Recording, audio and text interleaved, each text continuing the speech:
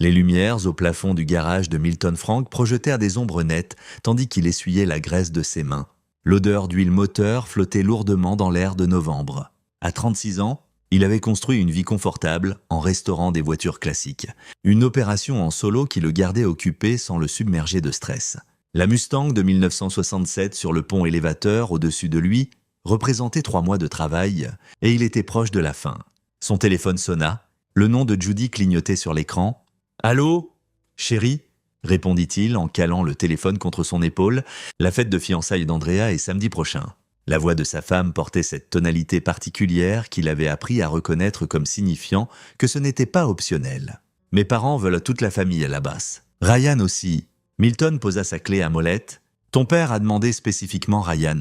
Il a dit que ça compterait beaucoup pour Andrea. Tu sais à quel point elle et Ryan sont proches. » Proche n'était pas le mot que Milton aurait utilisé. Andrea Bishop, la sœur cadette de Judy de 8 ans, avait toujours semblé maladroite avec Ryan, leur fils de 10 ans. Elle envoyait des cadeaux coûteux pour les anniversaires, des jeux vidéo trop matures pour son âge, des vêtements de marque que Ryan ne portait jamais, mais elle rendait rarement visite.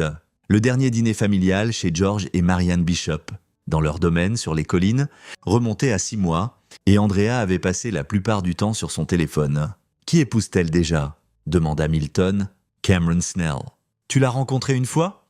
Tu te souviens ? Il travaille dans le développement immobilier avec papa. » Milton avait un vague souvenir d'un homme dans la quarantaine avec des dents parfaites et une poignée de main qui durait 2 secondes de trop. « C'est vrai ?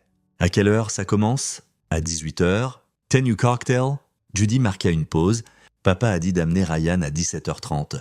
Il veut lui montrer quelque chose dans son bureau avant que la fête ne commence. Tous les instincts que Milton avait développés au cours de 16 ans de mariage lui disaient que quelque chose clochait. George Bishop n'avait jamais montré d'intérêt individuel pour Ryan.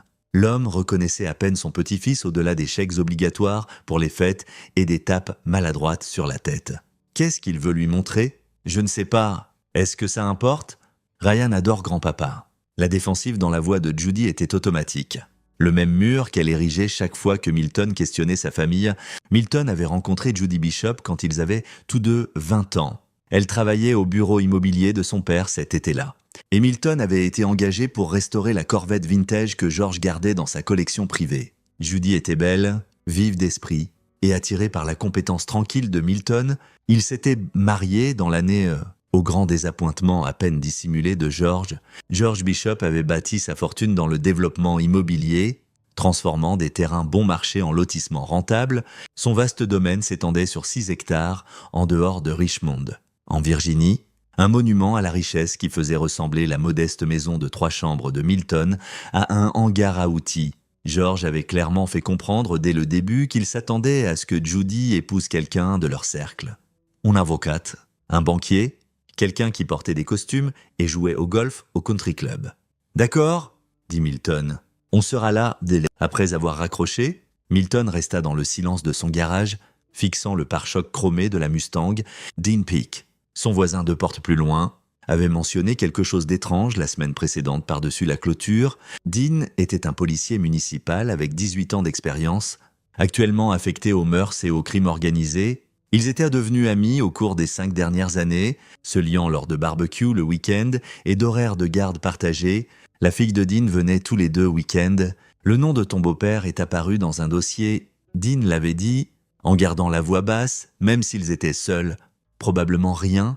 Les riches se retrouvent mêlés à toutes sortes de disputes commerciales. Quel genre de dossier ? Avait demandé Milton. Dean avait juste secoué la tête. Je ne peux pas parler d'enquête en cours. Contente-toi de garder les yeux ouverts. Maintenant, Milton se demandait s'il aurait dû insister davantage. Le samedi arriva avec une chaleur inhabituelle pour la saison. Le genre de journée de novembre, empruntée à octobre, Ryan rebondissait sur la banquette arrière de leur Honda, vêtu de la chemise boutonnée et du pantalon que Judy avait préparé. À 10 ans, il avait encore cette énergie débordante qui rendait l'immobilité un concept étranger. « Est-ce que je dois rester tout le temps ?» demanda Ryan. « Juste pour quelques heures. » répondit Milton, croisant les yeux de son fils dans le rétroviseur. Ensuite, on pourra prendre des burgers sur le chemin du retour. Judy était assise sur le siège passager, vérifiant son maquillage dans le miroir du pare-soleil. Elle portait une robe bleu marine qu'elle lui avait envoyée pour Noël dernier, celle qui coûtait probablement plus que ce que Milton gagnait en un mois. « Sois gentil avec Cameron », dit-elle. « Andrea est vraiment heureuse. »« Je suis toujours gentil, » répondit Milton. « Tu as une tête, tout le monde a une tête. Tu sais ce que je veux dire ? Cet air que tu prends quand tu ne fais pas confiance à quelqu'un ?» Milton ne répondit pas. Il avait appris que parfois le silence valait mieux qu'une dispute. Le domaine des Bishop apparut alors qu'ils remontèrent la route privée bordée de vieux chênes que George avait payé une fortune pour préserver pendant la construction. La maison principale était une revival coloniale avec des colonnes dignes d'un film sur l'aristocratie du Sud. Des voitures bordèrent déjà l'allée circulaire, des BMW, des Mercedes, une Bentley appartenant à Dennis Fitch. L'un des partenaires commerciaux de George lui-même se tenait à l'entrée principale, saluant les invités avec une chaleur répétée d'un politicien. À 63 ans, il maintenait l'apparence de quelqu'un de 20 ans plus jeune, grâce à un régime soigné, des traitements capillaires coûteux, et ce que Judy insistait pour dire être simplement de bon gène. Son sourire s'élargit quand il vit Ryan. « Voilà mon petit-fils. » La voix de George tonna à travers l'allée. « Viens ici, mon garçon. J'ai quelque chose de spécial à te montrer. » Ryan regarda Milton, qui hocha la tête. Le garçon descendit et courut vers son grand-père, qui passa un bras autour de ses épaules. « Judy, tu es magnifique, » dit George, embrassant la joue de sa fille. Puis à Milton, « Content de te voir, sers-toi des boissons. Le bar est installé sur la terrasse. Papa veut montrer quelque chose à Ryan dans son bureau, » rappela Judy. « Bien sûr, bien sûr. » George garda sa main sur l'épaule de Ryan. « Ça ne prendra pas longtemps, Milton. Pourquoi ne viens-tu pas aussi ? Tu pourrais apprécier ça ?» Ils entrèrent dans la maison par le grand vestibule où Marianne Bishop dirigeait les traiteurs avec la précision d'un général déployant des troupes. Elle donna une étreinte rapide à Judy et un hochement de tête poli à Milton avant de retourner à son bloc-notes. Le bureau de George occupait toute l'aile est du rez-de-chaussée. Milton y était entré une fois auparavant, des années plus tôt, et se souvenait de la richesse oppressante, des étagères du sol au plafond remplies de volumes reliés de cuir qui n'avaient probablement jamais été lus. Un bureau de la taille d'une table de billard et des trophées de chasse de safari que George prétendait bâtir le caractère. « Attendez ici un moment, » dit George, les guidant vers un coin salon près de la fenêtre. « Je dois prendre quelque chose en haut. Ryan, tu vas adorer ça ?» Tandis que George disparaissait par une porte latérale, Milton balaya la pièce du regard. Le bureau était couvert de papier, un ordinateur portable ouvert mais orienté de travers. Plusieurs photos encadrées bordèrent la crédence derrière, George serrant la main de gouverneur, posant avec des partenaires commerciaux, debout à côté d'Andrea lors de sa remise de diplôme universitaire. Ryan s'était déjà dirigé vers les étagères, sortant un volume sur les batailles de la guerre civile. Milton se dirigea vers le bureau, attiré par le même instinct, qui le poussait à vérifier sous le capot quand une voiture sonnait faux. L'écran de l'ordinateur montrait une chaîne d'emails. Milton ne pouvait pas la lire de là où il était sans être évident, mais il pouvait voir la ligne d'objets « Planning d'accueil novembre ». Des papiers étaient éparpillés sur la surface du bureau, des documents légaux, ça ressemblait à du papier à en-tête d'un cabinet que Milton ne reconnaissait pas. Un avait glissé partiellement hors d'un dossier, révélant un en-tête qui lui fit un nœud à l'estomac, pétition pour garde d'urgence. Il se pencha plus près, feignant d'examiner une des photos tandis que ses yeux parcouraient le texte visible. Names, âge, addresses, nom d'enfant. Un document avait une photo agrafée, un garçon d'environ l'âge de Ryan souriant sur une photo d'école. Des pas résonnèrent dans le couloir. Milton recula rapidement, se tourna pour trouver Dean Peake debout dans l'encadrement de la porte du bureau. Son voisin portait des vêtements civils, un polo et un pantalon chino, mais son expression portait le poids de son insigne. Les yeux de Dean allèrent de Milton à Ryan au bureau et quelque chose durcit sur son visage. « Milton, » dit Dean doucement, « prends ton fils, on part maintenant. »« Quoi ? Ne discutez pas, ne fais pas de scène. Prends Ryan et marche avec moi jusqu'à ma voiture. » La voix de Dean était descendue à peine au-dessus d'un murmure, mais l'ordre y était absolu. Ryan leva les yeux de son livre. Confus, le cœur de Milton battait la chamade. Mais il garda sa voix calme. « Viens, mon grand, on doit y aller. Mais grand-papa, maintenant Ryan. » La fermeté dans le ton de Milton coupa court à la protestation de Ryan. Le garçon posa le livre et traversa vers son père, qui prit sa main. Dean s'écarta. les faisant signe vers un couloir arrière menant à l'entrée latérale. Ils marchèrent rapidement, sans courir. Milton pouvait entendre des voix de la terrasse. La fête commençait. Les invités arrivant en groupe, Dean les guida autour du côté de la maison, restant dans l'ombre des haies jusqu'à ce qu'ils atteignent l'allée où la Charger de Dean était garée 3 voitures plus loin de là où Milton s'était stationné. « Montez !» dit Dean, déverrouillant les portes. Milton aida Ryan à s'installer sur la banquette arrière et grimpa sur le siège passager. Dean démarra le moteur et sortit calmement, sans précipitation, sans attirer l'attention. Tandis qu'il tournait sur la route principale, Milton vit George émerger de la maison, balayant l'allée du regard avec un téléphone pressé contre son oreille. Pendant 20 minutes, Dean conduisit en silence. Ryan s'était tu sur la banquette arrière. Sentant la tension, ils se dirigèrent vers l'est, loin du domaine des Bishop, loin du quartier de Milton, jusqu'à ce que Dean s'arrête sur une aire de repos le long de la route 60 et se gare au fond du parking. Il coupa le moteur et resta assis un moment, les mains serrant le volant, puis il se tourna vers Milton. « Tu n'as vraiment pas vu ce qu'il y avait sur le bureau de ton beau-père ? J'ai vu des papiers de garde, des noms d'enfants. » La gorge de Milton se serra. « Dean, qu'est-ce qui se passe ?» Bon sang, Dean sortit son téléphone, fit défiler des photos, puis le tendit à Milton. L'écran montrait un document, un rapport des services de protection de l'enfance avec la signature de George Bishop en tant que fournisseur de soins d'accueil, certifié et tuteur légal. Ton beau-père n'est pas seulement un promoteur immobilier. Dean dit qu'il gère un pipeline depuis 8 ans. Lui et au moins 4 autres hommes identifient des enfants vulnérables, généralement issus de familles de classe moyenne avec une forme d'instabilité, divorce, problèmes financiers, un parent avec un casier, puis il fabrique des raisons pour impliquer les services de protection de l'enfance. Rapport faux, preuves plantées, témoins payés. Une fois les enfants dans le système, George intervient en tant que membre respecté de la communauté, prêt à fournir des soins d'accueil. Milton sentit une glace se répandre dans sa poitrine, et ensuite ils disparaissent dans son réseau. Certains sont envoyés travailler dans des opérations illégales à l'étranger, certains sont vendus à des réseaux d'adoption qui ne posent pas de questions, certains, la mâchoire de Dean se serra, certains, on essaie encore de les trouver. « Ryan ?» murmura Milton. « Pourquoi Ryan ?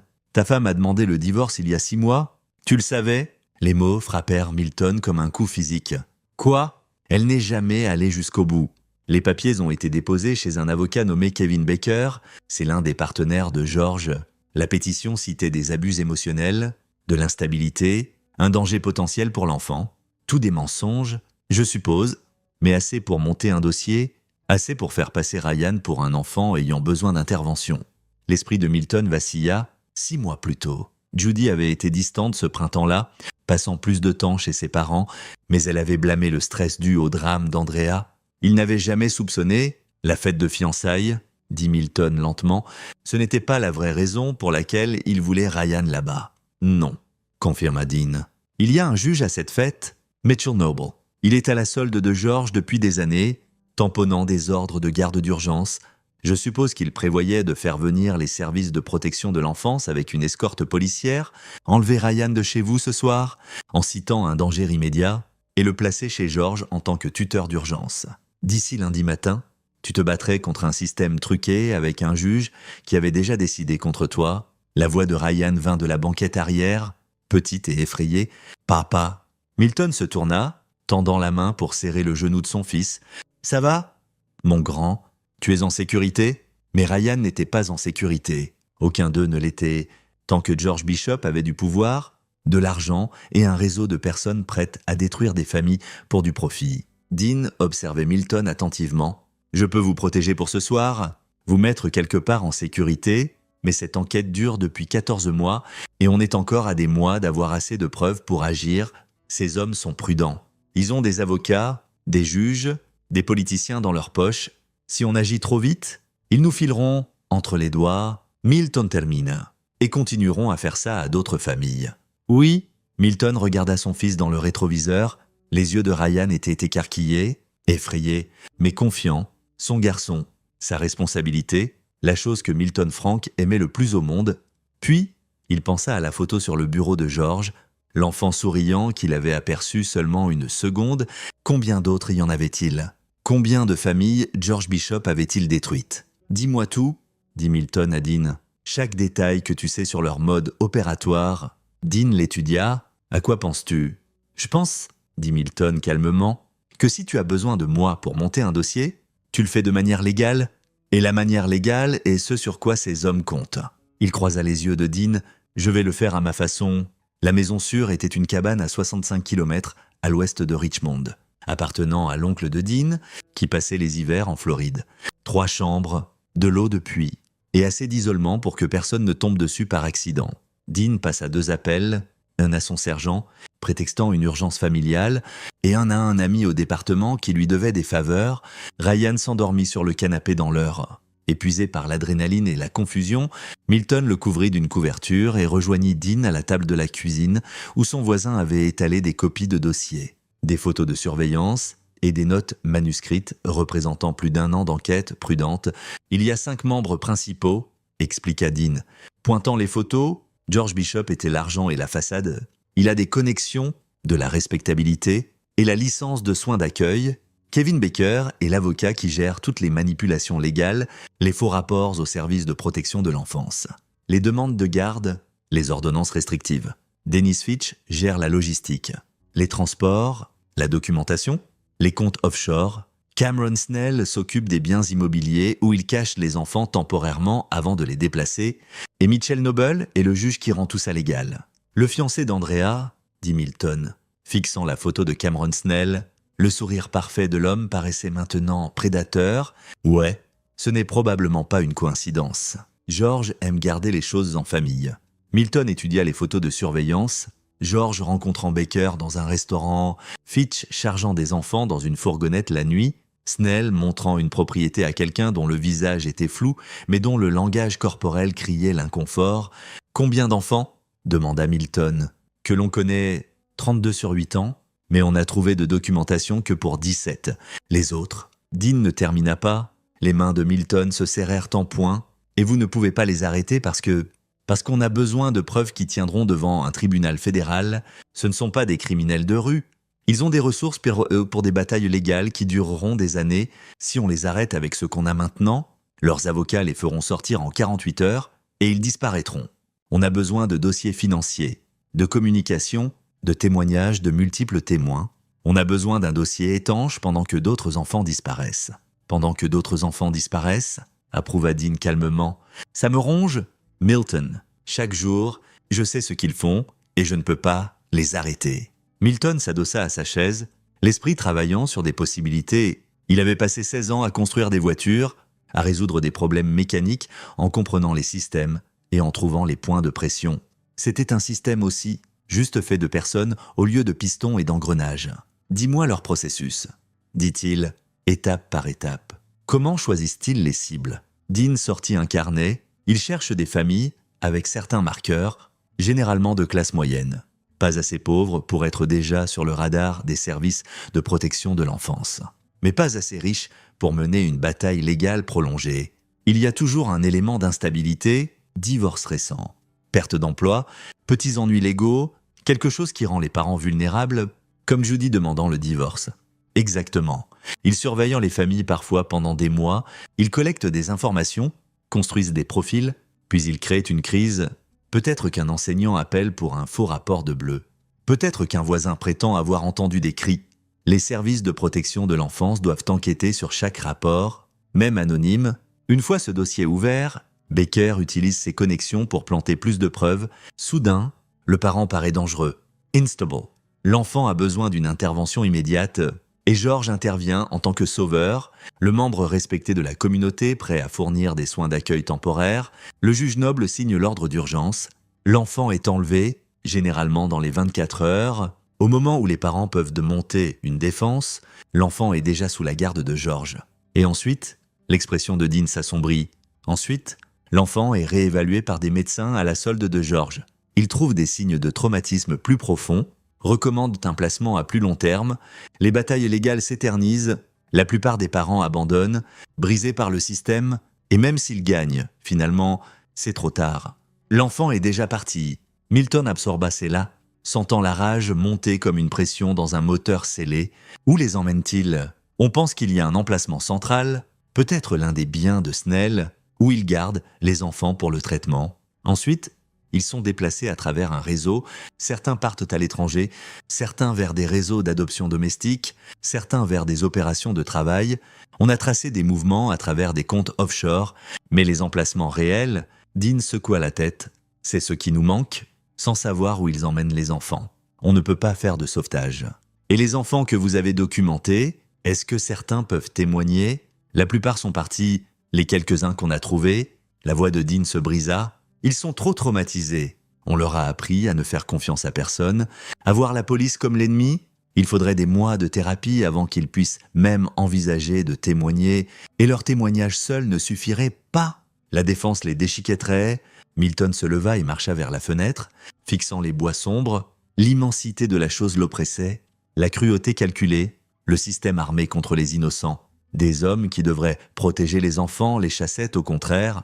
Et ils avaient construit leur opération si prudemment que même un bon flic comme Dean ne pouvait pas les toucher. Mais Dean était lié par des règles, par la procédure, par le besoin de preuves qui satisferaient les tribunaux et les avocats. Milton ne l'était pas. « J'ai besoin de voir où ils opèrent », dit Milton. « Les propriétés, les bureaux, les endroits où ils se rencontrent. Milton, je ne te demande pas de m'aider à faire quoi que ce soit d'illégal. J'ai juste besoin d'informations. Addresses, O'Reilly's. Schémas, tu les surveilles depuis 14 mois, tu connais les routines. » Dean se leva, se plaçant face à Milton directement. « Qu'est-ce que tu prévois ? » ?»« Je prévois de te donner des preuves qui tiendront, mais je vais le faire à ma façon. Si tu te fais prendre, je ne... » Milton croisa les yeux de son ami. « Ces hommes ont menacé mon fils. Ils ont détruit des dizaines de familles et ils se croient intouchables parce qu'ils ont truqué le jeu. » Un sourire froid toucha ses lèvres. Mais ils n'ont jamais joué contre quelqu'un qui ne suit pas leurs règles. Dean l'étudia longuement et sortit son téléphone. Faisant défiler des fichiers, il y a une propriété dans le comté d'Henrico, un entrepôt enregistré sous l'une des sociétés écrans de Snell. On a vu des véhicules aller et venir à des heures bizarres, mais on n'a pas pu s'approcher assez pour confirmer ce qu'il y a dedans. Si tu voulais trouver des preuves, il montra l'adresse à Milton, caméras de sécurité aux entrées, probablement des capteurs de mouvement, mais le bâtiment est vieux. Converti d'une usine textile, beaucoup de points d'accès si tu sais ce que tu cherches. Milton mémorisa l'adresse. Quoi d'autre? Au cours des 2 heures suivantes, Dean partagea tout. Emplacements, O'Reilly's, schéma de mouvement, le bureau d'avocat de Kevin Baker au centre-ville de Richmond, le complexe de Dennis Fitch en dehors de Charlottesville, le restaurant où George tenait des réunions hebdomadaires avec ses partenaires, la maison de vacances de Mitchell Noble, où ils amenaient parfois des clients spéciaux. Milton absorba tout. Son esprit construisant déjà un plan, non pas un plan pour la justice. Les tribunaux s'en occuperaient éventuellement. C'était un plan pour quelque chose de plus immédiat, de plus personnel. C'était un plan pour la guerre. À minuit, Ryan dormait encore sur le canapé et Dean s'était assoupi dans un fauteuil. Milton était assis à la table de la cuisine, entouré de photos et de documents, et fit une liste dans le petit carnet qu'il portait pour suivre les pièces de voiture. Étape 1, rassembler des leviers. Étape 2, les retourner les uns contre les autres. Étape 3, les faire se détruire eux-mêmes. Il pensa aux familles que George avait brisées, aux enfants dont les visages regardaient depuis les photos de surveillance. Il pensa à son fils dormant paisiblement seulement grâce à un pur hasard, parce qu'un bon flic avait été au bon endroit, au bon moment. Milton Frank avait passé 16 ans à réparer des machines cassées. Maintenant, il réparerait un système cassé, une pièce à la fois, et il s'assurerait que quand George Bishop tomberait, il tomberait assez fort pour ne jamais se relever. Le dimanche matin arriva avec un brouillard assez épais pour obscurcir l'allée de la cabane. Milton se réveilla pour trouver Ryan déjà debout, assis à la fenêtre et fixant les bois gris. Dean préparait du café dans la cuisine, se déplaçant avec l'efficacité tranquille de quelqu'un habitué aux shifts matinaux. « Papa » dit Ryan sans se retourner. « Est-ce qu'on a des ennuis ?» Milton rejoignit son fils à la fenêtre, posant une main sur son épaule. « Non, mon grand. Mais on doit être prudent pendant un moment à cause de grand-papa. » L'intelligence dans ses yeux de 10 ans surprenait parfois Milton.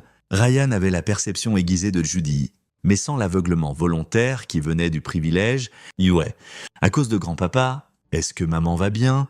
Cette question coupa plus profondément que Milton ne l'avait prévu. « Je ne sais pas. » Dean apporta une tasse de café à Milton puis se déplaça vers la cuisine pour parler pendant que Ryan restait à la fenêtre. « J'ai appelé malade aujourd'hui ?» dit Dean. « Ça nous donne du temps. Mais Judy va te chercher. George aussi. Laisse-les chercher. » Milton sirota le café amer et fort. Qu'est-ce que tu sais sur le cabinet de Kevin Baker? Petit cabinet, 3 avocats. Baker gère les affaires de droit familial, ce qui lui donne accès au système des services de protection de l'enfance. Pourquoi? Parce que les avocats gardent des dossiers, et les dossiers peuvent être persuasifs. L'expression de Dean vira à l'inquiétude. Milton, si tu penses à entrer par effraction, je pense à obtenir des preuves, le genre qui les fait paniquer. Une fois qu'ils paniquent, ils font des erreurs. Ces hommes ne paniquent pas. Ils font ça depuis 8 ans. Ils ont été confortables pendant 8 ans. Milton corrigea. C'est différent. Les hommes confortables font des calculs différents des hommes effrayés. Il sortit son téléphone et appela Judy. Elle répondit à la première sonnerie, sa voix tranchante de colère et d'inquiétude. « Où es-tu ? Bon sang, papa a dit que tu as juste disparu. On est en sécurité, c'est tout ce que tu as besoin de savoir. Milton, qu'est-ce qui se passe? Tu m'as embarrassé devant tout le monde. Est-ce que ton père t'a expliqué ce qu'il avait prévu pour Ryan? Silence à l'autre bout, assez long pour que Milton sache que Dean avait raison. Judy savait, peut-être pas tout, peut-être juste assez pour se convaincre que c'était pour le mieux, mais elle savait quelque chose. « Tu as demandé le divorce ?» dit Milton calmement. « Il y a 6 mois, tu as menti sur des abus. La voix de Judy se brisa. « Papa a dit que tu étais instable. Il a dit que Ryan serait mieux. Mieux où, Judy? Mieux chez George. Il aime Ryan. Il ne lui ferait jamais de mal. » Milton ferma les yeux, sentant le mariage qu'il avait construit pendant 16 ans s'effondrer comme un bâtiment avec des fondations défectueuses. « Où es-tu en ce moment? Chez mes parents? Tout le monde s'inquiète pour toi. Papa pense que tu pourrais avoir une sorte de crise. Je parie qu'il le pense? Dis-lui que je serai en contact. » Milton mit fin à l'appel avant qu'elle ne puisse répondre. Dean avait écouté, son expression sombre. Elle est partie. « Milton, quoi que tu aies pensé avoir avec elle, je sais, les mots avaient un goût de cendre, mais elle est aussi le point faible de leur opération. George lui a fait confiance pour m'aider à me manipuler, ce qui signifie qu'elle sait des choses, peut-être pas tout, mais assez. Tu vas utiliser ta femme? Mon ex-femme, apparemment. » Milton posa sa tasse de café avec une force contrôlée. « Et oui, ces gens l'ont utilisé contre moi. Maintenant, je vais rendre l'appareil. » Au cours de l'heure suivante, Milton exposa son plan à Dean. C'était risqué, probablement illégal d'une douzaine de façons, et absolument nécessaire. Dean argumenta, repoussa, avertit des conséquences, mais Milton pouvait voir la résolution du flic faiblir parce que Dean avait passé 14 mois à jouer selon des règles qui laissaient des monstres libres. Et une partie de lui voulait voir ce qui se passerait quand quelqu'un briserait ces règles de la bonne manière. « Je ne peux pas t'aider officiellement. » Dean dit finalement, « Si ça rebondit, ça ne rebondira pas sur toi. Tu es celui qui m'a trouvé dans une maison sûre après que j'ai eu une crise due au stress du divorce. Tu es le bon flic essayant d'aider un ami en crise. C'est ton histoire et tu t'y tiens quoi qu'il arrive. » Dean hocha lentement la tête. « De quoi as-tu besoin? Accès à tes dossiers. Tout ce que tu as sur George et son réseau. J'ai besoin de connaître leur schéma, leurs propriétés, leurs connexions, et j'ai besoin que tu continues à les surveiller pendant que je travaille. S'ils font le moindre mouvement vers Ryan ou vers moi, j'ai besoin de le savoir immédiatement. Fait? Quoi d'autre? Des outils spécifiques. » Milton sortit sa liste. Équipement d'enregistrement, crochet de serrure, quelques autres items, rien que tu ne puisses obtenir dans un magasin d'espionnage ou en ligne. Dean parcourut la liste. Tu vas après Baker en premier, c'est le maillon faible. Les avocats documentent de tout parce qu'ils pensent que ça les protège. Ces dossiers me donneront un levier sur les autres. Son bureau a de la sécurité. Je sais, c'est pourquoi je ne passe pas par la porte d'entrée.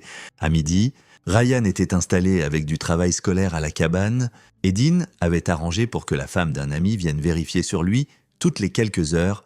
Milton et Dean roulèrent vers Richmond, évitant les routes principales, pendant que Milton mémorisait le plan du bureau de Kevin Baker, construit à partir des photos que Dean avait compilées. Le bâtiment était une brownstone convertie dans le quartier historique.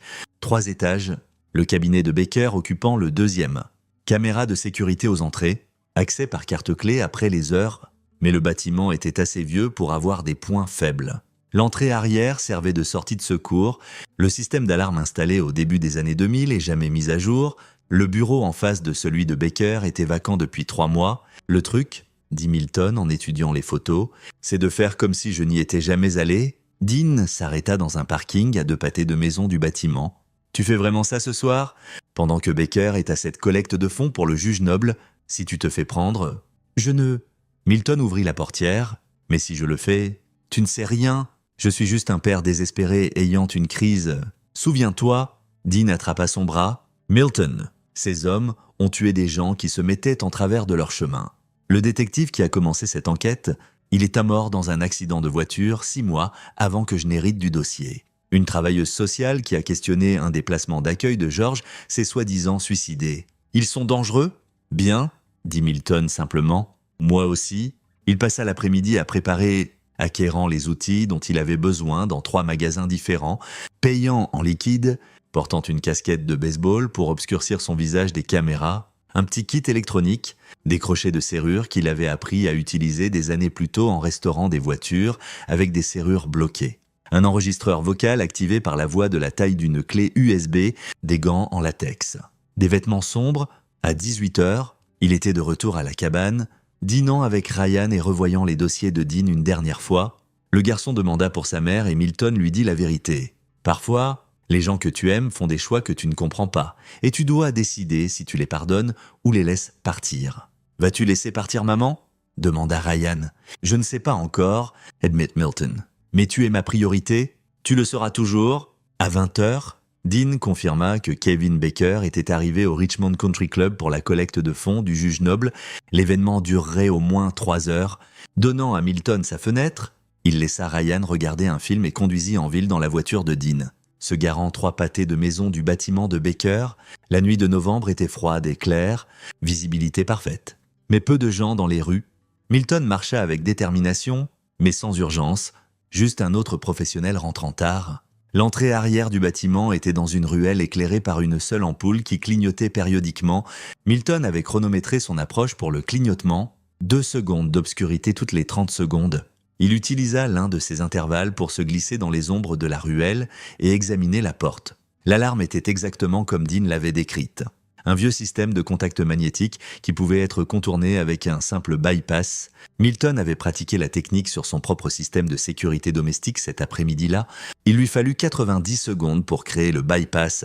Maintenant, le circuit fermé pendant qu'il crochetait la serrure, une compétence qui revint plus facilement qu'il ne l'avait prévu. La porte s'ouvrit avec un clic doux. Milton se glissa à l'intérieur, la refermant doucement et engageant son bypass pour que l'alarme pense que la porte restait fermée. L'escalier sentait le vieux bois et les produits chimiques de nettoyage. Il monta au 2e étage, se déplaçant prudemment, écoutant tout bruit de garde de sécurité ou de travailleurs tardifs. La porte du bureau de Baker était plus simple que l'entrée du bâtiment, une serrure commerciale standard que Milton ouvrit en moins d'1 minute. Il se glissa à l'intérieur, fermant la porte et laissant ses yeux s'adapter à l'obscurité. Les lumières de la ville par la fenêtre fournissaient assez d'illumination pour voir la disposition basique, zone de réception. 2 bureaux de paralégaux et 3 bureaux au-delà. Le plus grand bureau serait celui de Baker. Il se déplaça à travers l'espace comme de l'eau, ne dérangeant rien, ne laissant aucune trace. Le bureau de Baker était exactement ce à quoi Milton s'attendait. Mobilier coûteux, diplôme au mur, et un bureau qui coûtait probablement plus que la voiture de Milton. L'ordinateur était verrouillé, mais Milton n'était pas après les fichiers numériques. Les avocats comme Baker gardèrent des sauvegardes papier parce qu'ils ne faisaient pas complètement confiance à la technologie. Les armoires à dossiers bordaient un mur. Milton sortit sa petite lampe de poche, protégeant le faisceau avec sa main, et commença à chercher. Les dossiers étaient organisés par nom de client, puis par type de dossier. Il trouva ce dont il avait besoin dans le 3e tiroir, une section étiquetée « Référence BP ». BP, Bishop Projects, Bishop Partnership. Milton sortit le premier dossier et sentit son estomac se retourner. À l'intérieur, des dossiers complets sur des familles, des photos de surveillance, des dossiers financiers, des histoires médicales, des rapports scolaires, des notes manuscrites dans les marges. Père a un DEUI de 2019. Utilisez ça, la sœur de la mère a une bataille de garde. Point de levier, l'enfant montre des signes de défi. Bon candidat. Il y avait des dizaines de dossiers. Certains avaient complété. Tamponnés sur le devant, c'étaient les familles que George avait déjà détruites. D'autres étaient marqués « En cours, au surveillance ». Milton trouva un dossier marqué « Frank Ryan » et dut se stabiliser avant de l'ouvrir. À l'intérieur, tout, son certificat de mariage, la demande de divorce de Judy, les dossiers scolaires de Ryan, la licence d'entreprise de Milton, même des photos de leur maison, notes des conversations de Judy avec son père transcrites et analysées. Un profil psychologique de Milton qui le peignait comme instable, potentiellement violent, abusif émotionnellement, tout des mensonges, mais des mensonges construits si prudemment qu'ils avaient convaincu Judy, au moins partiellement, et des mensonges qui auraient convaincu un juge si le plan de George avait procédé. Le dossier contenait aussi autre chose. Un planning, accueil le 16 novembre, RF Transport, vers Installation HC en attente d'ordre judiciaire. Installation HC, comté d'Enrico, l'entrepôt que Dean avait mentionné. Milton photographia chaque page avec son téléphone, travaillant rapidement mais minutieusement, puis il passa aux autres dossiers, les photographiant aussi, preuve de 32 cas sur 8 ans, famille détruite, enfants pris, tout documenté avec la précision froide d'une opération commerciale. Il finissait le dernier dossier quand il entendit des pas dans le couloir. Milton se figea, écoutant. Les pas étaient lents, mesurés, gardes de sécurité faisant des rondes. Les pas passèrent le bureau de Baker, continuèrent dans le couloir, puis s'arrêtèrent. Une porte s'ouvrit quelque part. Le garde vérifiant le bureau vacant, Milton remit les dossiers à leurs positions exactes et se dirigea vers la fenêtre. Le bureau donnait sur une rue latérale, pas sautable, mais il y avait une corniche qui courait le long de l'extérieur du bâtiment, assez large pour un passage étroit si quelqu'un était désespéré ou stupide. Les pas revinrent. Plus proche maintenant, un faisceau de lampes balaya sous la porte du bureau. Milton ouvrit doucement la fenêtre. Dieu merci, elle n'était pas peinte fermée, et se glissa sur la corniche. L'air de novembre le frappa comme une gifle. Froid et vif, il referma la fenêtre presque complètement derrière lui, laissant juste assez d'espace pour la saisir de l'extérieur.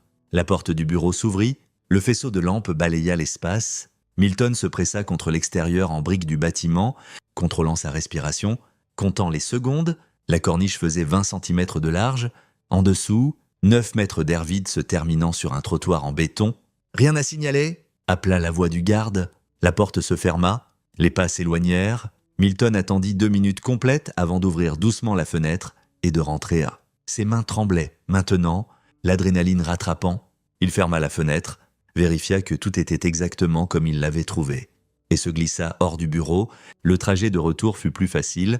Il connaissait maintenant le rythme du bâtiment, le schéma du garde. Il était de retour dans la ruelle en 5 minutes. Bypass retiré, porte verrouillée, aucun signe qu'il y ait jamais été. Dean le récupéra 3 pâtés de maison plus loin. Alors, Milton leva son téléphone. Tout! Dossier complet sur chaque famille qu'ils ont ciblée. Horaires, emplacements. Dossier financier, tout ce dont on a besoin. Bon Dieu, Dean fixa le téléphone comme si c'était une bombe. C'est la preuve de multiples crimes graves. Si on utilise ça au tribunal, on ne va pas au tribunal. Pas encore. Le sourire de Milton était froid. D'abord, on va les faire paniquer. Et quand ils paniquent, ils se retournent les uns contre les autres. De retour à la cabane, Milton téléchargea les photos sur l'ordinateur de Dean et passa les 3 heures suivantes à les organiser en un dossier. Noms, dates, emplacements, montant d'argent transféré. Une carte complète de l'opération de George Bishop, construite à partir de la tenue de registre méticuleuse de son propre avocat.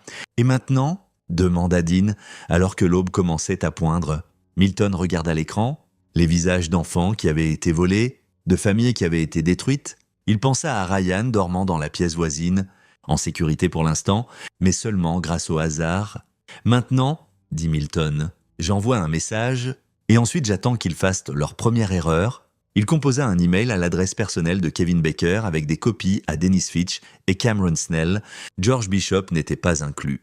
Pas encore. L'email était simple. « J'ai vos dossiers, tous, chaque cas, chaque famille, chaque euro. Vous avez 48 heures pour fermer complètement l'opération et vous rendre aux autorités fédérales. Si vous ne le faites pas, ces dossiers vont au FBI, au Washington Post et à chaque média en Virginie. Les enfants que vous détenez actuellement seront localisés et libérés.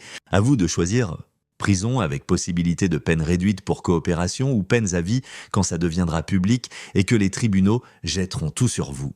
Vous devriez savoir que je ne suis pas intéressé par des négociations. Je suis intéressé par vous voir brûler, mais je vous donne une chance de faire ça de manière facile. L'horloge tourne maintenant. Il envoya à 6h47 du matin lundi matin. À 7h15, son téléphone commença à sonner. C'était un numéro inconnu. Milton répondit. La voix de Kevin Baker était tendue de panique contrôlée. Qui est-ce? Qu'est-ce que vous voulez? Je veux que vous fermiez l'opération, dit Milton calmement. Je veux que les enfants que vous détenez soient libérés en sécurité, et je veux que vous tous soyez en garde à vue fédérale dans 48 heures. Vous ne comprenez pas dans quoi vous interférez. Les gens impliqués, je comprends parfaitement. Je comprends que vous avez volé des enfants et ruiné des familles pour du profit. Je comprends que George Bishop a utilisé sa licence de soins d'accueil comme façade pour du trafic. Je comprends que le juge Noble a signé des ordres de garde illégaux. Devrais-je continuer? Silence. Puis si vous allez au FBI, vous admettrez une effraction. Les dossiers que vous avez volés seront irrecevables. Je me fiche de l'admissibilité, je me soucie du public. Quand le Washington Post publiera cette histoire, quand chaque station de TV en Virginie commencera à enquêter, l'admissibilité n'importera pas. Vos vies seront finies, vos carrières détruites, vos familles ruinées. Chaque parent qui a perdu un enfant à cause de votre opération criera pour vos têtes. Qu'est-ce que vous voulez? La voix de Baker avait viré de la panique à la négociation. De l'argent? On peut payer. Je veux la justice. 48 heures. M. Baker. Utilisez-les sagement. Milton mit fin à l'appel. Dean le fixa. Tu viens de déclarer la guerre. Non, dit Milton. Je viens de sonner la cloche du dîner. Maintenant, on les regarde se retourner les uns contre les autres. Dans les 2 heures, la panique s'était répandue à travers le réseau de George Bishop comme un feu dans du petit bois sec. Dean surveillait leur communication via les écoutes légales de l'enquête et rapportait le chaos. Kevin Baker appela Dennis Fitch, hurlant sur des brèches de sécurité et exigeant de savoir qui avait parlé. Fitch appela Cameron Snell, l'accusant d'être négligent avec les dossiers de propriété. Snell appela George Bishop, qui était en réunion du conseil municipal, et exigeait maintenant une réunion d'urgence à son domaine. Le juge Mitchell Noble avait quitté Richmond entièrement, s'enregistrant dans un hôtel à Washington sous un faux nom. Il se fracture, rapporta Dean. C'est exactement ce qui arrive quand des criminels ont peur, ils arrêtent de se faire confiance. Milton observa les photos de surveillance que Dean lui montrait, les hommes arrivant au domaine de George dans des voitures séparées, leur langage corporel tendu et défensif. Bien, les hommes effrayés font des erreurs, et j'ai besoin qu'ils fassent une erreur spécifique, qui est de déplacer les enfants. Pour l'instant, ils sont à l'installation d'Enrico, mais ils ne peuvent pas les garder là. S'ils pensent que je suis sur le point d'exposer l'emplacement, ils devront les relocaliser, ce qui signifie transport. Et transport signifie vulnérabilité. L'expression de Dean vira à la compréhension. Tu veux intercepter le transfert? Tu veux intercepter le transfert? Corrigea Milton. Je suis juste un citoyen concerné qui pourrait tiper le FBI sur une activité suspecte dans un entrepôt connu. Ça devient compliqué? Ça va devenir plus compliqué? Milton passa son appel suivant à Judy. Elle répondit immédiatement, sa voix rauque d'avoir pleuré. Milton, s'il te plaît. Papa l'expliquait tout. Tu t'es trompé? Est-ce qu'il a expliqué les 32 familles qu'il a détruites? Est-ce qu'il a expliqué les enfants qu'il a trafiqués? Ce n'est pas « il aide les enfants », il fournit des soins d'accueil pour des enfants en crise. Judy, j'ai les dossiers, documentation complète de chaque cas. Je sais que tu l'as aidé avec au moins 3 d'entre eux, y compris le nôtre. Tu as signé des déclarations? Tu as passé des appels au service de protection de l'enfance basés sur des mensonges qu'il t'a donnés? Le silence s'étira assez longtemps pour que Milton pense qu'elle avait raccroché, puis je pensais aider. Il a dit que tu devenais instable, que Ryan serait mieux. Mieux où? Dis-moi où papa prévoyait d'envoyer Ryan. À une école spéciale pour enfants doués en Europe. Papa a des connexions, des programmes qui aident les enfants talentueux à atteindre leur potentiel. Le rire de Milton fut amer. Il n'y a pas d'école. Judy, il y a un pipeline qui vend des enfants à qui que ce soit, qui achète certains pour du travail, certains pour des réseaux d'adoption, certains pour pire. Ton père n'est pas un philanthrope. C'est un trafiquant, humain. Alors demande-lui ce que signifie installation HC. Demande-lui sur l'horaire de transport de Dennis Fitch. Demande-lui pourquoi Kevin Baker a des dossiers sur 32 familles avec des enfants qui ont tous mystérieusement disparu dans un système d'accueil qui ne menait nulle part. J'ai besoin de réfléchir. Tu as besoin de décider, dit Milton froidement. Dans 48 heures, tout devient public. Tu peux faire partie de l'enquête en tant que témoin manipulé, ou tu peux couler avec eux en tant que complice. Ce sont tes seuls choix. Il mit fin à l'appel et composa immédiatement le téléphone portable personnel de George Bishop. Le vieil homme répondit après une sonnerie. « Milton !» La voix de George était contrôlée, mais Milton pouvait entendre la rage dessous. « On doit parler. Parle vite. Ton temps s'écoule. Quoi que tu penses savoir, je sais tout. J'ai les dossiers de Baker. Documentation complète de toute ton opération, norms, dates, transferts financiers, emplacement de propriété. Je sais pour les ordres du juge noble, je sais pour l'installation HCC, je sais pour les 32 enfants que tu as volés. La respiration de George était audible à travers la ligne. Tu as fait une grave erreur, ai-je? Parce que de là où je suis, c'est toi qui fais face à des accusations fédérales de trafic. Conspiration, fraude, enlèvement, et probablement meurtre s'ils enquêtent d'assez sur l'accident de voiture de ce détective. Tu ne comprends pas dans quoi tu interfères? Cette opération a une protection à des niveaux que tu ne peux imaginer. Alors laisse-les te protéger. Tu as 48 heures avant que tout devienne public. Utilise ce temps comme tu veux. Mais sache ça, je ne négocie pas. Je n'accepte pas de pot de vin. Je ne recule pas. Tu as menacé mon fils. Tu as détruit des dizaines de familles.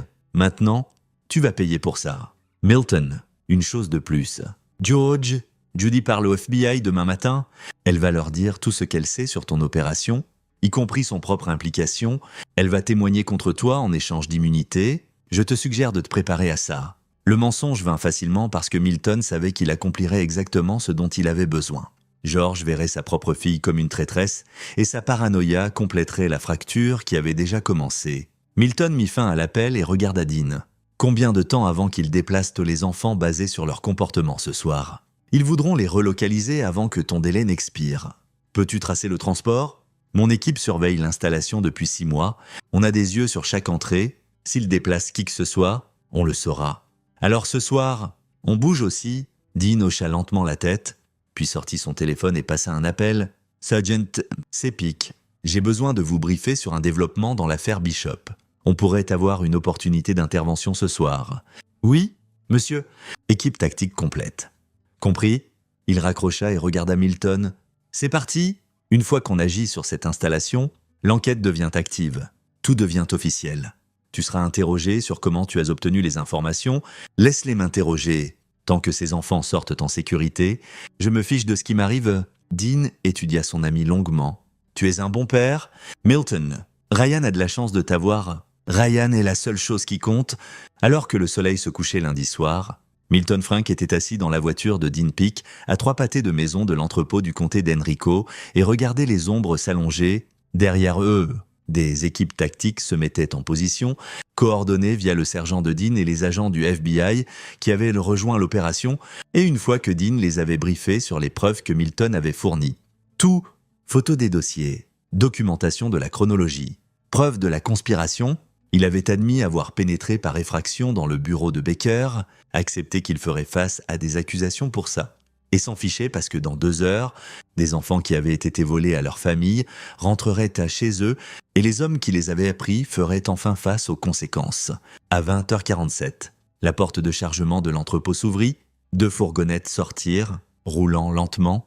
Prudemment, Dean transmit l'information à son sergent par radio et le piège commença à se refermer. Véhicule se dirige vers l'est sur la route 60, rapporta Dean. Le FBI a une surveillance aérienne qui les suit. Les équipes tactiques y sont prêtes à agir sur ton signal. Milton observa à travers des jumelles alors que les fourgonnettes tournaient sur la route principale. Il ne pouvait pas voir les enfants à l'intérieur, mais il savait qu'ils étaient là, effrayés, confus, ne comprenant pas pourquoi ils avaient été pris à leur famille. « Monsieur !» Une voix crépita sur la radio de Dean. On a confirmation visuelle de mineurs dans les 2 véhicules, âges approximatifs de 6 à 13 ans. Le compte est...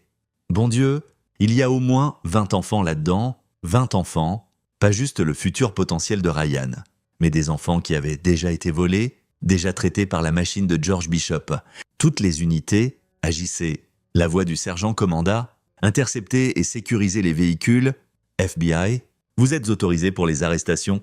Ramenez ces enfants chez eux. » Ce qui se passa ensuite se déroula avec la précision d'une opération militaire. Les fourgonnettes furent bloquées par des véhicules de police banalisés à une intersection contrôlée.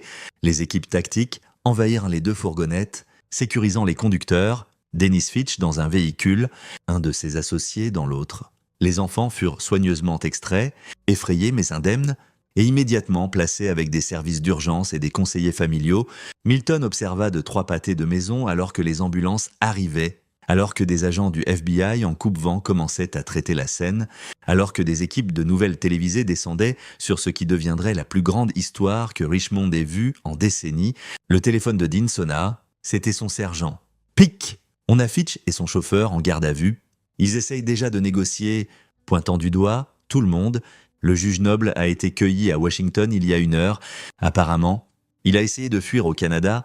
Cameron Snell a été arrêté à son bureau. Kevin Baker. Dean écouta, son expression s'assombrissant. Compris? Il mit fin à l'appel et regarda Milton. Baker est mort, suicide apparent dans son bureau il y a environ 1 heure. A laissé une note confessant tout et nommant George Bishop comme architecte de l'opération. Milton ne ressentit rien, pas de satisfaction, pas de regret. Et George, il est à son domaine. Le FBI est en route avec des mandats d'arrestation. C'est fini, Milton. L'opération est terminée. Mais Milton savait que ce n'était pas tout à fait fini. Pas encore. Le FBI arrêta George Bishop à 22h23 dans son bureau, la même pièce où Milton avait vu les papiers de garde juste 3 jours plus tôt. Le vieil homme partit calmement, digne même dans la défaite. Mais ses yeux gardaient le même calcul qu'ils avaient toujours eu. Il planifiait déjà sa défense, figurait déjà des angles. Milton ne rentra pas chez lui cette nuit-là. Il resta à la cabane avec Ryan, regardant les reportages sur la massive descente, le sauvetage de 20 enfants, l'arrestation de citoyens prominents de Richmond sur des accusations fédérales de trafic. L'histoire se répandit à travers la Virginie. Puis nationalement, mardi matin. Le Washington Post l'avait en une, réseau élaboré de trafic d'enfants exposés en Virginie. Judy appela à l'aube, Milton débattit de ne pas répondre, mais finalement appuya sur accepter. « Je ne savais pas », dit-elle immédiatement, voix brisée. « Je jure devant Dieu. » Milton, je ne savais pas ce qu'il faisait vraiment, le dépôt de divorce. C'était « Il m'a convaincu que tu devenais dangereux. Il m'a montré des rapports, des évaluations de médecins qui étaient soi-disant sur toi. Tout faux, dit Milton, tout parti de la manipulation. Je suis tellement désolé, tellement désolé. » Milton voulait la haïr. Une partie de lui la haïssait pour avoir été si volontairement aveugle, pour avoir choisi les mensonges de son père plutôt que 16 ans de mariage, mais une autre partie reconnaissait qu'elle avait été une victime aussi, juste d'un genre différent. « Qu'est-ce que tu veux ?»« Judy, je veux voir Ryan. Je veux expliquer. Ryan est en sécurité. C'est tout ce qui compte maintenant. Milton, s'il te plaît, c'est mon fils aussi. Est-ce que c'est parce qu'il y a 3 jours, tu étais prête à laisser George le prendre? Je pensais que c'était pour le mieux. Je pensais que papa le protégeait.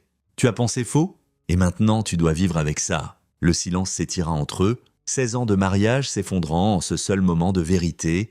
Finalement, Judy parla à nouveau, plus doucement. « Le FBI veut me parler. Ils ont dit que je pourrais faire face à des accusations pour avoir déposé la fausse pétition de divorce. Dis-leur tout ce que tu sais. Coopère complètement. C'est ta seule chance? Le feras-tu? Me pardonneras-tu un jour ?» Milton regarda Ryan, qui dormait paisiblement sur le canapé, en sécurité et entier. « Je ne sais pas, mais en ce moment j'ai besoin de me concentrer sur protéger notre fils. Tout le reste est secondaire. » Il mit fin à l'appel. Au cours de la semaine suivante, l'enquête s'élargit comme des ondulations dans l'eau. Le juge Mitchell Noble coopéra en échange d'une peine réduite, révélant un réseau qui s'étendait au-delà de la Virginie dans 3 autres États. Les autorités fédérales identifièrent 17 autres propriétés utilisées dans l'opération de trafic.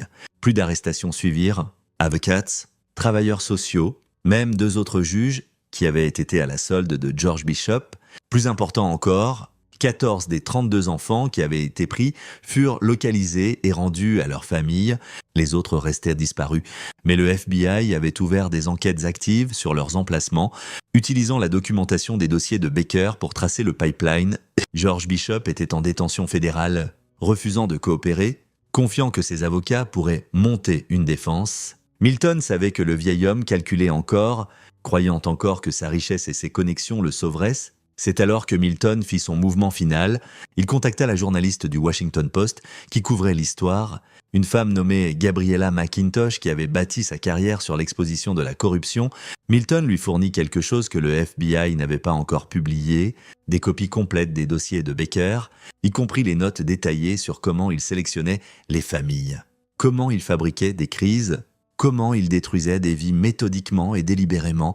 L'article parut dimanche.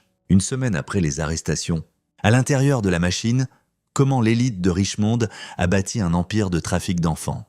Il incluait des interviews avec des familles qui avaient été ciblées, des photos de documents montrant la cruauté calculée, et le plus accablant de tout, des extraits des notes manuscrites de George Bishop sur les enfants étant de l'inventaire et les familles des marques.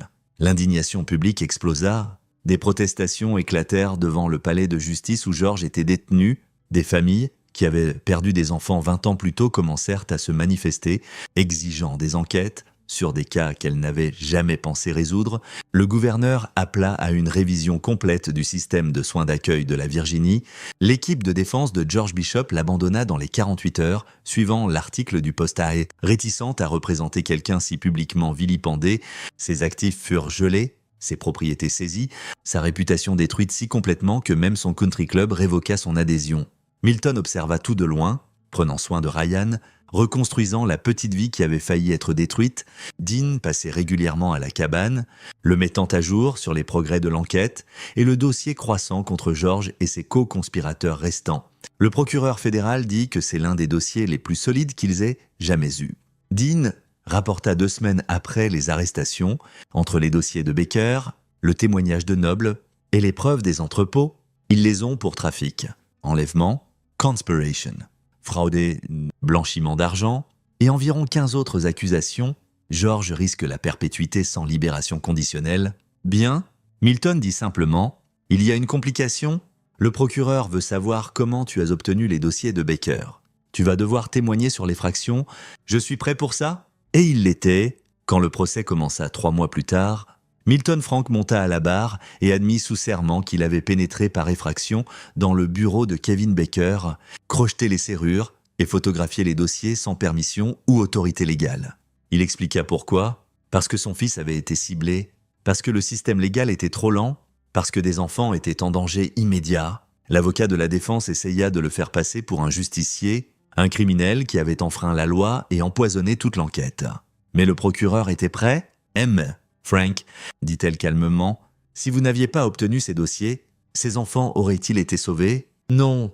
L'opération de transport de Fitch aurait-elle été interceptée? Non. Aucun de ces accusés ferait-il face à la justice aujourd'hui? Probablement pas. Pas d'autres questions.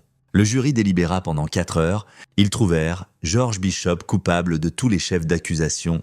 Dennis Fitch eut la perpétuité sans libération conditionnelle. Cameron Snell eut 30 ans. Mitchell Noble, qui avait coopéré extensivement, eut 15 ans. Judy Bishop témoigna contre son père en échange d'immunité. Elle divorça formellement de Milton, lui donnant la garde complète de Ryan, et déménagea en Caroline du Nord pour recommencer quelque part où les gens ne connaissaient pas son nom. Quant à Milton, il fit face à un chef d'accusation d'effraction. Le juge, après avoir entendu toute l'histoire et considéré les 20 enfants qui avaient été sauvés, lui donna 6 mois de probation et une petite amende. La salle d'audience explosa en applaudissements des familles des enfants sauvés, des défenseurs qui combattaient le système de soins d'accueil depuis des années, des citoyens ordinaires qui le voyaient comme un héros. Milton ne se sentait pas comme un héros. Il se sentait comme un père qui avait protégé son fils et aidé d'autres enfants au passage. Rien de plus, rien de moins. 18 mois après les arrestations, Milton Frank était dans son garage, mettant les touches finales à la Mustang de 1967 qu'il avait commencé avant que tout ne s'effondre. Ryan était assis sur un tabouret à proximité, faisant ses devoirs, mais levant occasionnellement les yeux pour regarder son père travailler. La voiture était belle, peinture comme minuit liquide, chrome brillant comme des miroirs, moteur ronronnant comme un chat satisfait. Milton y avait versé tout son focus au cours de l'année passée, laissant les problèmes mécaniques nettoyer son esprit des humains. Dean Peake entra dans le garage portant 2 bières. Il entendit une à Milton et fit geste vers la Mustang. « C'est une œuvre d'art. »« Merci. L'acheteur la prend demain. Déjà vendue pour 2 fois ce que j'attendais. Les affaires vont bien, mieux que jamais. Il s'avère qu'être ce gars qui a démantelé le réseau de trafic est une excellente publicité. » Le sourire de Milton était ironique. Dean rit puis devint sérieux. « Je voulais que tu l'apprennes de moi d'abord. George Bishop est mort en prison ce matin. Crise cardiaque. » Milton absorba l'information. Attendant qu'un sentiment émerge, soulagement, satisfaction. Mais il n'y avait qu'une neutralité calme. Quel âge avait-il? 65 ans? Le stress n'a probablement pas aidé. Il combattait chaque appel, refusant d'accepter que c'était fini. « C'est fini », approuva Milton. Ils burent leur bière dans un silence complice. Ryan finit ses devoirs et vint examiner la Mustang de plus près, posant des questions sur les spécifications du moteur qui montraient qu'il avait hérité de l'aptitude mécanique de son père. « Papa, dit Ryan éventuellement, quand je serai plus grand, est-ce que je pourrais t'aider à restaurer des voitures ?» Milton regarda son fils, 13 ans maintenant, grandissant et confiant, plus l'enfant effrayé de 10 ans qui avait failli être volé. « Ouais, mon grand, j'aimerais ça. » Après que Dean fut parti et que Ryan soit rentré jouer à des jeux vidéo, Milton resta dans le garage regardant la Mustang. Il pensa aux 18 mois passés, aux familles réunies, aux enfants sauvés. Il pensa à ceux encore disparus et aux agents du FBI encore sur ces cas. Il pensa à Judy qui appelait occasionnellement, parlait à Ryan mais ne demandait jamais pour Milton. Il pensa à George Bishop qui était mort en croyant pouvoir battre le système qui l'avait corrompu, et il pensa au choix qu'il avait fait de briser la loi au service d'une plus grande justice, de risquer tout pour protéger son fils et d'autres comme lui. Certains diraient qu'il avait été un justicier, d'autres l'appelleraient un héros. Milton savait qu'il n'était ni l'un ni l'autre. Il était juste un père qui avait refusé de laisser les monstres gagner. Son téléphone vibra, un texto d'un numéro inconnu. « M. Frank. Vous ne me connaissez pas, mais vous avez sauvé ma fille. Elle était l'une des enfants sauvés de l'entrepôt. Je voulais juste dire merci. Grâce à vous, elle est à la maison.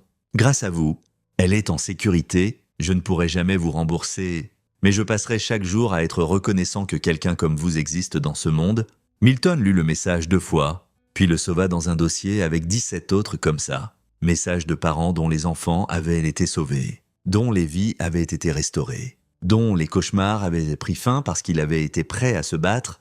Il regarda la Mustang une dernière fois, cette belle machine qu'il avait ramenée de cassée à pristine par patience et compétence. Puis, il ferma la porte du garage et rentra où Ryan l'attendait pour lui montrer quelque chose sur son ordinateur. Le passé était fini, les monstres étaient tombés, la justice, imparfaite mais réelle, avait été servie, et Milton Frank était à la maison avec son fils, ce qui était tout ce qui avait toujours compté. Et voilà. Une autre histoire touche à sa fin. Qu'en avez-vous pensé ? J'aimerais entendre vos pensées dans les commentaires ci-dessous. Si vous avez aimé cette histoire, envisagez de rejoindre notre communauté en vous abonnant. Ça compte beaucoup pour nous. Pour plus d'histoires comme celle-ci, consultez les vidéos recommandées à l'écran et je vous verrai